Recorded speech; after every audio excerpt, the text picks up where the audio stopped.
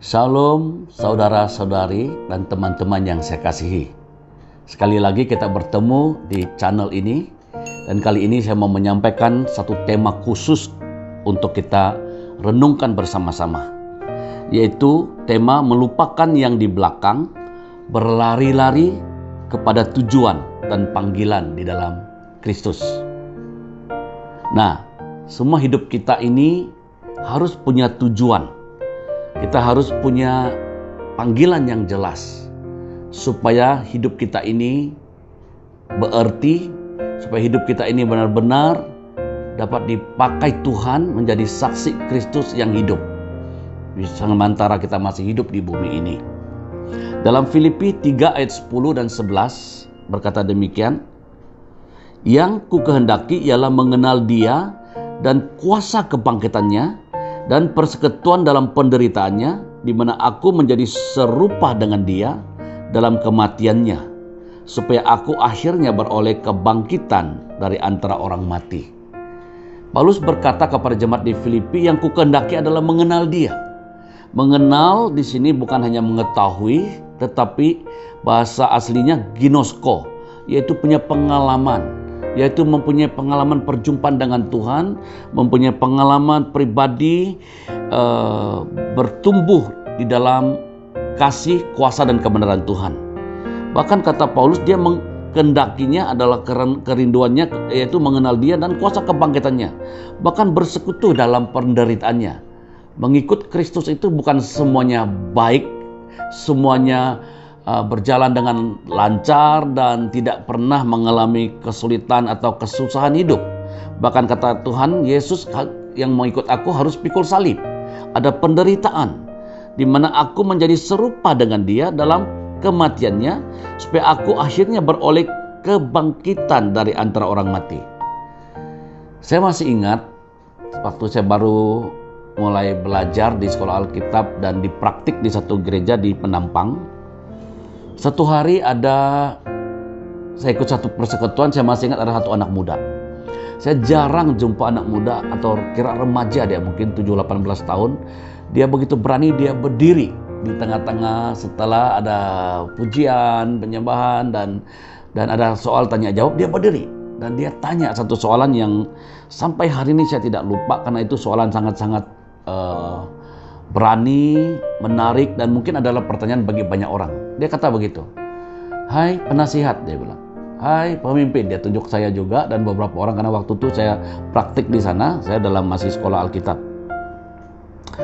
Dia kata, "Ini adalah kali terakhir saya ikut persekutuan muda-mudi ini." Terdiam kami semua lihat apa yang dia mau sampaikan. Karena dia kata demikian, "Sudah sekian lama saya ikut 1-2 tahun di sini, yang saya lihat selalu ada pujian, firman Tuhan, berdoa, firman Tuhan, berdoa, menginjil, dan itu saja. Dan berulang-ulang, saya sudah bosan. Saya tidak tahu kenapa saya jadi Kristen, saya tidak tahu kenapa saya harus ikut Yesus." Dia tanya ke beberapa, dan akhirnya ada 1-2 penasihat yang bersama saya waktu itu juga, dia kasih penjelasan dengan tersendiri. Tapi saya bilang saya tidak jawab kamu saat ini, karena saya akan bawa firman, sharing firman Tuhan pada malam itu. Saya bersyukur, saya minta hikmat dari Tuhan, saya minta pimpinan Roh Kudus. Dan waktu saya sampaikan ada satu bagian, saya percaya itu Tuhan menjawab keperluan dia dan juga banyak orang sehari ini. Saya bilang sering kali kita jadi Kristen, kita pikir bahwa orang-orang tiap minggu datang kebaktian, dan ada hari Rabu atau hari Selasa datang doa, ada persekutuan muda-mudi dan yang lain. Tapi kita tidak tahu apa tujuan, kenapa kita jadi orang Kristen. Sebenarnya kalau kita lihat kata Paulus tadi, "Aku yang kukehendaki mengenal Dia, dan akan menderita bersama Dia, bersekutu dengan Dia, yaitu Yesus, di mana aku menjadi serupa dengan Dia dalam kematiannya, supaya akhirnya Dia jadi serupa, segambar dengan kematian dan juga dalam masa kebangkitannya." Bahkan kata firman Tuhan di dalam Matius pasal 5 ayat 48, "Hendaklah kamu sempurna sama seperti Bapakmu di surga yang sempurna." Jadi kita orang Kristen dipanggil untuk percaya, lahir baru jadi anak Tuhan, supaya kita baca firman, berdoa, dan melakukan firman Tuhan, melayani Tuhan, supaya makin hari makin hidup kita menjadi serupa Kristus. serupa segambar dengan ciptaan Tuhan dalam Kejadian 1 ayat 26-28. Menjadi segambar dengan Tuhan, yaitu mengelola, mengurus bumi ini, melayani Tuhan dan memuliakan Tuhan, meluaskan kerjaan Allah. Jadi inti kekristenan itu menjadi serupa Kristus. Makanya kita harus mengerti tujuan hidup kita. Maka sebab itu mengerti tujuan, mengerti ya panggilan kita di dalam Tuhan itu sangat penting sebagai orang Kristen, sebagai orang percaya. Filipi 3 ayat 12 sampai 13, bukan seolah-olah aku telah memperoleh hal ini atau telah sempurna, melainkan aku mengejarnya kalau aku dapat juga menangkapnya, karena aku pun telah ditangkap oleh Kristus Yesus.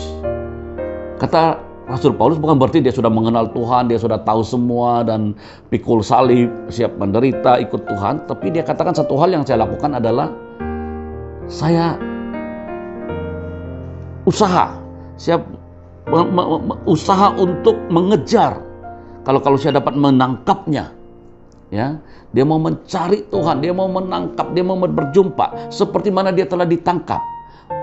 Paulus bertobat waktu dia pegang Taurat, dia pegang Perjanjian Lama, dia mau dapat license untuk mengenai orang-orang Kristen pada waktu itu. Dia mau tangkap. Tetapi di tengah jalan dia berjumpa dengan Tuhan. Di Damsik, Tuhan berbicara, Tuhan berkata-kata pada dia. Akhirnya dia seperti macam ada buta begitu, dan akhirnya dia sadar, dia tanya siapakah itu. Yesus berkata, inilah aku. Kenapa engkau mengenai aku? Mengenai anggota atau umat Tuhan, anggota tubuh Kristus mengenai Tuhan. Dan di situ dia mengalami perjumpaan Tuhan seluruh hidupnya. Saulus menjadi Paulus. Nah, hari-hari ini Anda dan saya, mungkin Anda sudah ditangkap, Anda sudah berjumpa dengan Tuhan, sudah lahir baru, sudah jadi orang percaya. Atau Anda masih sedang mencari-cari. Dengar baik, Tuhan sedang mencari umatnya yang Dia kasihi. Dia sedang menemukan Anda dimanapun Anda berada. Karena Tuhan ingin Anda kembali ke rumah Bapa di surga. Tuhan mau engkau berjumpa dengan Bapa, engkau jadi anak-anak Allah, engkau terima Yesus menjadi Tuhan dan Juru Selamat, engkau diubah, engkau menjadi ciptaan baru dalam Kristus. Filipi 3 ayat 12 dan 13 tadi kita baca ayat seterusnya ayat 13. Saudara-saudara, aku sendiri tidak menganggap bahwa aku telah menangkapnya, tapi ini yang kulakukan, aku melupakan apa yang telah di belakangku dan mengarah diri kepada apa yang di hadapanku. Nah, untuk mencapai tujuan, untuk panggilan Tuhan, untuk supaya Anda finishing well, finishing strong, supaya Anda akhirnya menjadi serupa Kristus, ada dua hal yang harus kita lakukan. Yang pertama, aku melupakan yang di belakangku. Apa yang mau dilupakan? Yang pertama adalah pengalaman-pengalaman pahit, luka, kecewa. Sepanjang hidup kita mengikut Tuhan atau sebelum ikut Tuhan, pasti banyak hal-hal yang sudah terekam di dalam pikiran alam bawah sadar kita.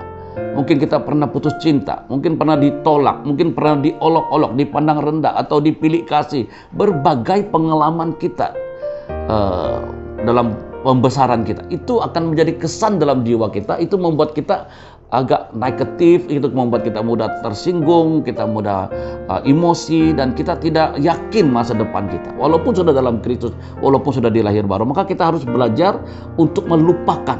Dan itu melupakan tidak mudah. Itu perlukan kasih karunia Tuhan dan pertolongan Roh Kudus, dan diisi dengan firman Tuhan, diisi dengan janji-janji Tuhan, diisi dengan pengalaman-pengalaman baru dalam Kristus. Maka Anda harus ikut pemuridan-pemuridan yang ada, khususnya yang ada pelepasan, inner healing, deliverance, pelepasan dan kesembuhan luka-luka batin. Kalau ada pemuridan-pemuridan yang seperti Champion Gathering, SPK ataupun SMY, saya pengikut Kristus. Kalau waktu Anda ikut, Anda dimuridkan, Anda diproses sehingga Anda dapat dilepaskan, didoakan supaya Anda dapat melupakan hal-hal yang lalu. Dan Anda secara pribadi juga harus belajar mengandalkan Tuhan, berminta pertolongan Roh Kudus supaya Anda dapat melupakan dan juga diisi dengan hal-hal yang baru supaya Anda dapat hidup seperti janji Tuhan. Ya, engkau memiliki hidup dalam segala kelimpahan. Engkau jadi pemenang lebih dari pemenang. Engkau dapat terus naik dan bukan turun. Engkau jadi kepala dan bukan ekor. Engkau akan menjadi agent transformasi. Engkau akan menjadi agent revival. Engkau akan memiliki spirit of excellence. Engkau akan menjadi pencipta sejarah buat dirimu, sejarah yang baru. Yang pertama, harus lupakan semua kegagalan pengalaman yang lalu. Yang kedua, melupakan semua yang pernah Anda sukses, pencapaian-pencapaian prestasi-prestasi yang ada. Itu juga harus dilupakan. Lupakan maksudnya tidak lagi itu menganggap satu kebanggaan dan terus-menerus diulang-ulang apa yang pernah terjadi. Karena itu mungkin baik, engkau sudah mengalami yang baik, tapi ada lagi yang terbaik di depan. Itu membuat Anda tidak dapat lagi yang terbaik, janji-janji Tuhan. Karena Tuhan mau memimpin Anda dan saya dalam kehidupan kita dari satu kemuliaan kepada kemuliaan yang lebih besar. Dari satu kemuliaan ke kemuliaan yang lebih besar. Dari menjadi serupa Kristus, makin hari Yesus makin bertambah, saya dan Anda makin berkurang. Dari satu berkat jadi ke berkat-berkat yang lebih besar. Dari satu mujizat ke mujizat-mujizat yang lain. Jadi kalau Anda terus berpuas hati dengan pengalaman-pengalaman yang lalu, kejayaan, kesuksesan, keberhasilan, berkat-berkat yang ada, Anda terus berputar-putar di sana. Sama seperti tadi, kalau Anda terus berputar-putar dalam pengalaman yang lalu, kegagalan, kekecewaan, Anda terus di padang gurun berputar-putar dan Anda tidak pernah bertemu tanah perjanjian. Engkau tidak menemu janji-janji Tuhan yang sesungguhnya yang masih menanti Anda dan saya. Sebab itu kata firman Tuhan, lupakan. Paulus berkata, aku lupakan yang di belakangku, mengarah diri kepada apa yang di hadapanku. Ayat 14, dan berlari-lari kepada tujuan untuk memperoleh hadiah, yaitu panggilan surgawi dari Allah dalam Kristus Yesus. Bukan dengan jalan saja lagi, tapi dengan berlari. Kita sudah ada penghujung akhir zaman, kedatangan Tuhan sudah dekat. Dan banyak tanda-tanda sudah terjadi. Mari kita bukan hanya berjalan, tapi kecepatan ilahi, berlari-lari, tinggal dalam hadirat Tuhan dan terus-menerus ibadah sejati, koram Deo, ada di hadirat Tuhan. Arti koram Deo ada tinggal di hadirat Tuhan dan terus-terus mencapai tujuan. Sehingga Anda dan saya bukan berfokus ke dunia ini lagi, tapi berfokus kepada surga, di mana Anda dan saya, nama kita sudah tertulis di surga, di buku kehidupan. Kehidupan kita sudah tersembunyi di dalam Kristus, karena Yesus telah beli kita dengan harga yang mahal. Roh Kudus tinggal dalam diri saya dan juga diri Anda, supaya Anda terus dapat hidup dalam alam roh, alam surga yang Tuhan atur, tetapi tetap juga tinggal di dalam dunia jasmani yang kita hidupi sekarang ini. Seperti Paulus berkata, bagiku hidup adalah Kristus, mati adalah keuntungan. Bagiku melihat dunia ini sudah disalibkan bersama Kristus. Dan kalau kau hidupi, aku hidupi untuk Tuhan. Marilah kita siapkan diri untuk masuk ke musim yang baru, masuk ke dalam satu platform yang baru, masuk dalam satu dimensi yang baru, untuk berlari-lari ke depan. Lupakan yang di belakang, kejayaan dan kegagalan kita. Kita berlari ke tujuan panggilan surgawi, sampai kita menemukan panggilan itu, sampai kita maksimumkan panggilan itu, sehingga kita makin serupa Kristus, kita beri impact yang besar, membawa banyak orang datang kepada Kristus, meluaskan kerajaan Allah di muka bumi ini, sehingga kita finishing well, finishing strong, berakhir dengan baik dan kuat. Tuhan Yesus memberkati.